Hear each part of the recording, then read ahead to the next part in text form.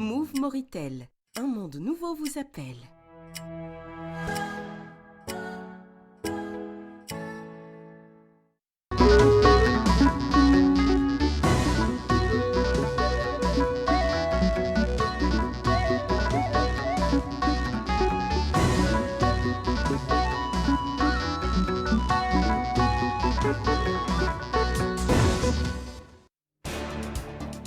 La ministre de la Santé signe un mémorandum d'entente avec le comité ministériel permanent de coopération scientifique et technologique de l'Organisation de la coopération islamique.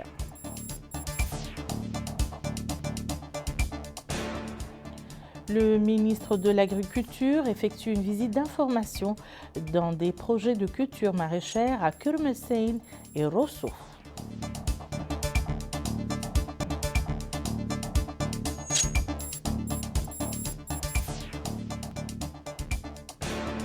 La Haute Autorité de la Presse et de l'Audiovisuel et l'Union européenne signent une convention d'appui des médias en période électorale.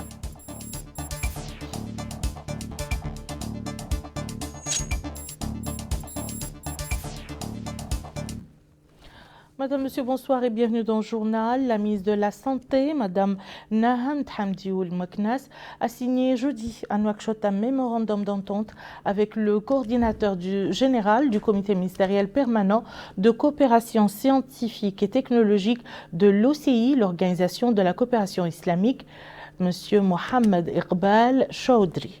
En marge de la cérémonie de signature du protocole, le directeur général de la santé publique, Monsieur Mohamed Mahmoud Ali Mahmoud, a indiqué que le mémorandum comprend la préparation d'un programme de formation des médecins, des infirmières et des techniciens à l'université de Lahore au Pakistan et la fourniture d'opportunités aux étudiants et aux cadres scientifiques proposés par le ministère de la Santé. Il a souligné que l'université de Lahore et Comstec apporteront un soutien important au développement professionnel et à l'amélioration des activités scientifiques et éducatives grâce à l'exemption par l'université de tous les bénéficiaires de ces formations des frais de scolarité et de logement aux chercheurs, en plus de l'appui assuré par Comstec. Le directeur de la santé publique a également souligné que ces programmes permettront le développement des ressources humaines du secteur, en particulier dans le domaine de l'imagerie médicale, des techniques de laboratoire et de la nutrition. Le ministre de l'Agriculture, M. Momo Bouebata, a effectué ce jeudi en compagnie du Wali du Trarza, M. Mohamed Ahmed Mouloud, et du président de l'Union nationale du patronat mauritanien, M. Mohamed Zain Al-Abdin Cheikh Ahmed, une visite d'information dans certains projets de culture maraîchère au niveau de la zone côtière de l'Aftout, notamment à Kermessein et à Rosso. Yadali Fall nous en dit plus. Une idée précise du fruit du partenariat entre les secteurs publics et privés dans le domaine agricole, le ministre de l'Agriculture, en compagnie du Wali du Trarza et du président de l'Union du patronat mauritanien, s'est rendu dans la wilaya du Trarza. Il a visité plusieurs périmètres agricoles pilotes dont les propriétaires avaient répondu très tôt à la demande des pouvoirs publics de se lancer dans le secteur afin de parvenir à l'autosuffisance alimentaire, tout en sachant que l'État a contribué de façon non négligeable dans les supports de cette campagne. C'est ce qu'a affirmé le ministre de l'Agriculture dans son mot. Il a déclaré que le secteur agricole est un secteur vital et important pour participer à l'autosuffisance alimentaire. Il a rappelé que les produits de ces périmètres agricoles vont connaître une demande croissante au cours du mois du Ramadan qui s'approche à grands pas. Il est important, a dit le ministre, que le marché national soit alimenté en quantité et en qualité et à des prix raisonnables. Le ministre a saisi l'occasion pour adresser ses félicitations aux agriculteurs pour leur travail au niveau de toutes les wilayas du pays. Les agriculteurs ont expliqué à la délégation les méthodes utilisées dans le cadre de leur travail. Ils ont souligné qu'un grand défi reste devant leur production et qu'il s'appelle les oiseaux granivores. Le ministre a donné des assurances à ce niveau. Des membres du gouvernement ont commenté mercredi après-midi les résultats du Conseil des ministres tenu plus tôt dans la matinée. Il s'agit des ministres du pétrole, de l'énergie et des mines, porte-parole du gouvernement M. Nani Ould Chrouqa, des affaires islamiques et de l'enseignement originel M. Dah Ould Sidi Ould Amar Talib et du commerce, de l'industrie, de l'artisanat et du tourisme M. Le Mrabat Ould Bonnahi. Moussa Ndiaye. Tenu mercredi 14 février 2024 à Nouakchott. Les résultats du Conseil des ministres ont été commentés face à la presse par 3 membres du gouvernement. Prenant la parole à cette occasion, le porte-parole du gouvernement, ministre du pétrole, de l'énergie et des mines, M. Nani Ould Chrouqa, a mis l'accent sur l'importance de la récente visite de la commissaire européenne et du Premier ministre espagnol en Mauritanie. Dans ce cadre, il a déclaré que cette visite a abouti à la signature d'importants accords, notamment dans les domaines de l'hydrogène vert et de la migration. Le porte-parole du gouvernement a souligné que la visite de la commissaire européenne et du Premier ministre espagnol reflète le climat de la sécurité, de la paix et de la stabilité politique. Aussi, la position géographique de la Mauritanie sur le plan politique et économique. Parmi les communications présentées au cours des travaux du Conseil des ministres, on note une communication relative à l'organisation du pèlerinage de l'an 1445 de l'Hégire 2024. Dans ce cadre, le ministre des Affaires islamiques et de l'enseignement originel, M. Dah Ould Sidi Amar Talib, a fait la comparaison entre les formalités de voyage administratives et financières de l'année dernière, 1444 de l'Hégire, par rapport à cette année. Il a dit que cette année, la durée de séjour des pèlerins mauritaniens a été réduite. Ils quitteront le territoire national le 29 mai 2024 et le retour est prévu le 22 juin 2024. De son côté, le ministre du Commerce, de l'Industrie, de l'Artisanat et du Tourisme, M. Le Mrabat Ould Bonnahi, a indiqué que la communication relative à l'opération Ramadan 2024, cette opération prévoit la participation des différents secteurs du gouvernement afin de garantir la disponibilité des produits alimentaires de base à des prix abordables pour les citoyens pendant ces mois bénis du Ramadan. Le ministre du Commerce a précisé que les départements en question seront chargés chacun en ce qui les concerne de mettre en œuvre des mesures spécifiques. À ce titre, précise-t-il, le ministère du Commerce est chargé d'assurer l'organisation du marché et de lutter contre les spéculations à travers l'achat de certains produits alimentaires en vue de stabiliser le prix. Le ministère des Pêches et de l'Économie maritime assurera la mise en place de points de vente de poissons à des prix subventionnés, ainsi que la distribution gratuite de poissons dans d'autres endroits en faveur des franges les plus démunies de la société. Quant au ministère de l'Agriculture, il mettra en place d'importantes quantités de légumes à travers l'ouverture de points de vente. Quant au ministère de l'Élevage, il participera à cette opération à travers la mise en place de points de vente de la viande rouge et de poulet à des prix subventionnés, notamment à Nouakchott et à Nouadhibou. Ces efforts, a dit le ministre du Commerce, seront consolidés par la contribution du commissariat à la sécurité alimentaire à travers l'ouverture de points de vente de produits alimentaires à des prix subventionnés, ainsi que par la distribution des sommes d'argent par Ta'azour. S'agissant, a dit le ministre du Commerce, du ministère des Affaires islamiques et de l'enseignement originel, une campagne de sensibilisation sera menée par ce département pour promouvoir les valeurs spirituelles du mois du Ramadan et faire preuve de solidarité envers les franges de la société les plus nécessiteuses.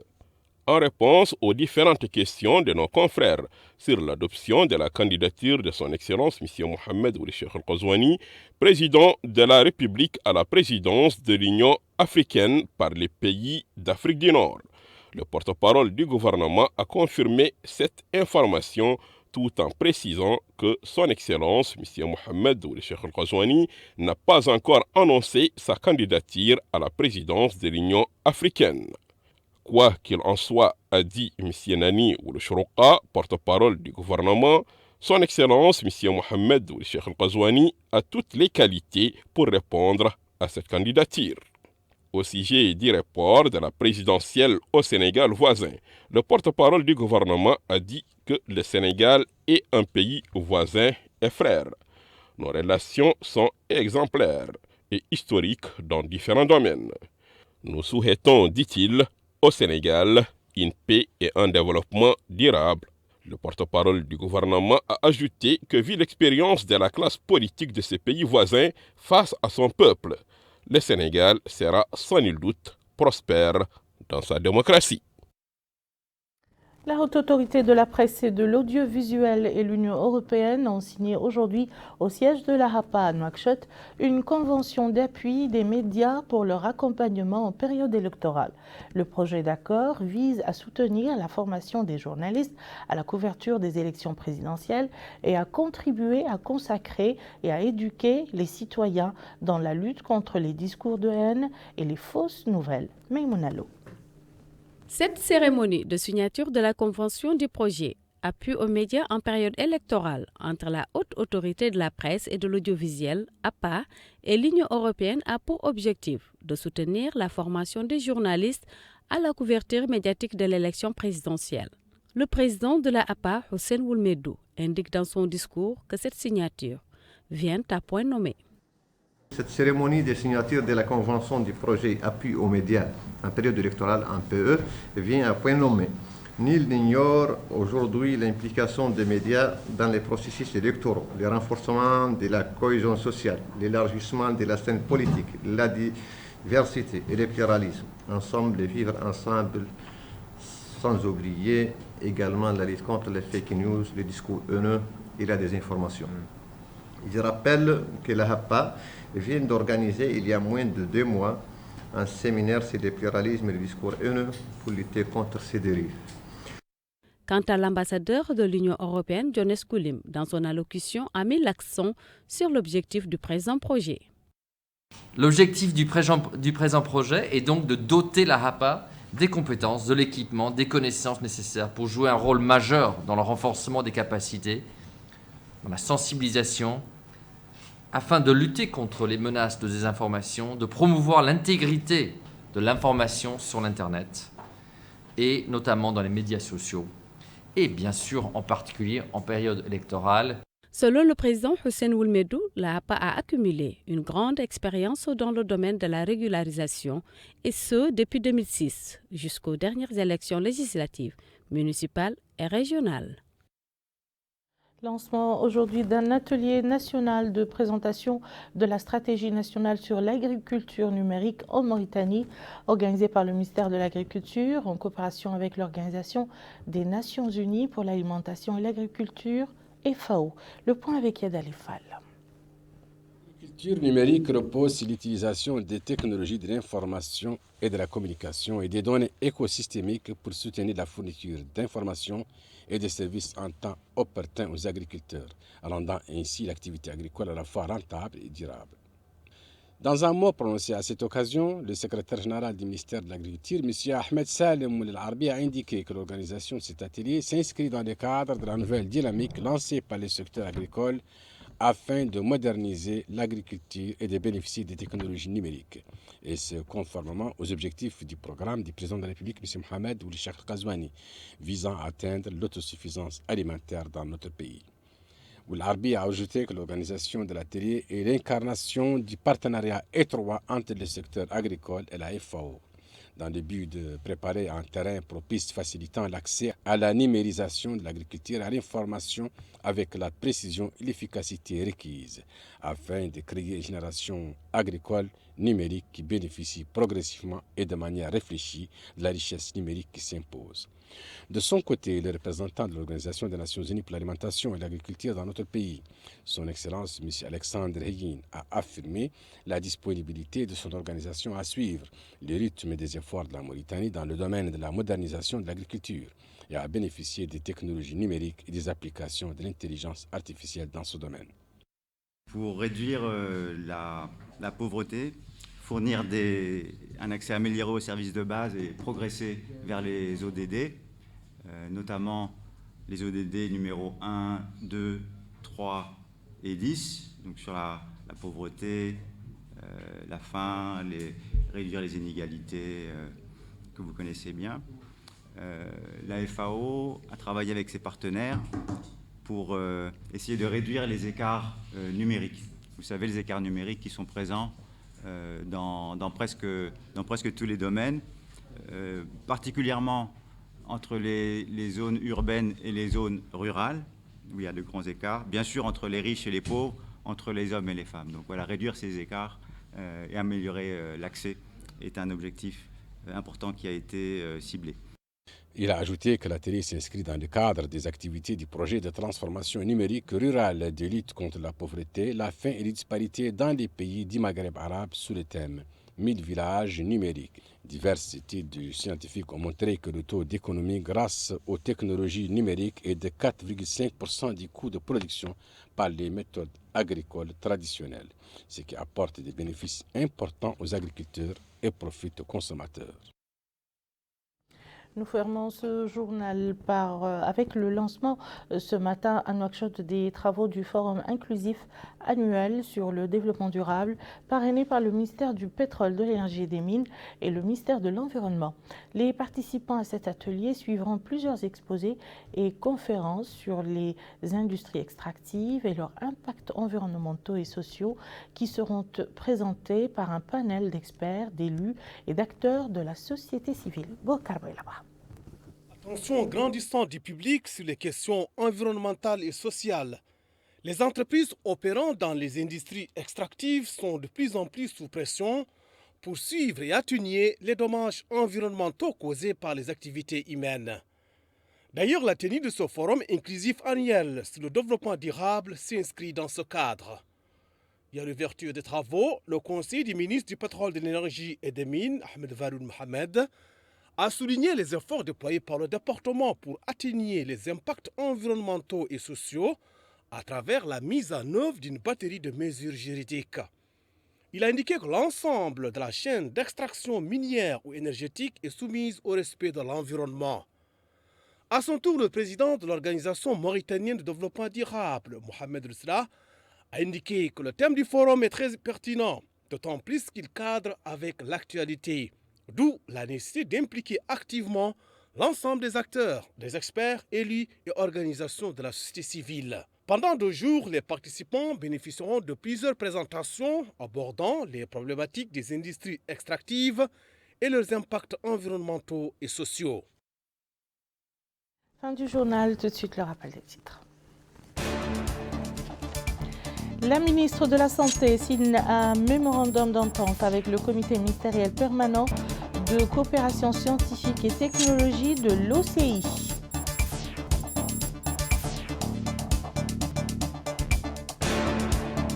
Le ministre de l'Agriculture effectue une visite d'information dans les projets de culture maraîchère à Kermessein et à Rosso.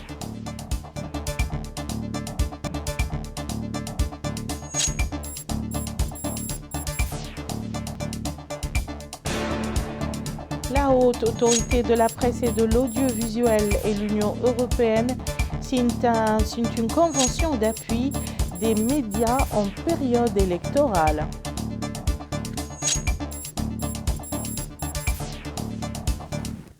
Merci, Madame, Monsieur, de nous avoir suivis. À très bientôt, Inch'Allah.